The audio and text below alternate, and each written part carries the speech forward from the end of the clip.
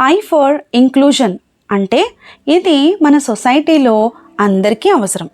Inclusion అంటే ఎటువంటి పిల్లలు పుట్టినప్పుడు వాళ్ళని ఒక మూల కూర్చోబెట్టేసి, నువ్వు ఇలా పుట్టారు మీరు, మాకు మిమ్మల్ని ఎక్కడికి తీసుకెళ్ళాం, నిన్ను ఫంక్షన్స్కి తీసుకెళ్తే చుట్టాలు నవ్వుతారనో, పక్కింటి వాళ్ళు నవ్వుతారనో, లేదా ఇంకొకటో అని ఆలోచించి వాళ్ళని ఇంటికే పరిమితం చేయకుండా మన పిల్లల్ని కూడా మనం సొసైటీలో ఇంక్లూడ్ చేయాలి. మనం ఎక్కడికి వెళ్ళినా వాళ్ళని తీసుకెళ్ళాలి. అప్పుడే కదా వాళ్ళకి సోషల్ అవేర్నెస్ వస్తుంది.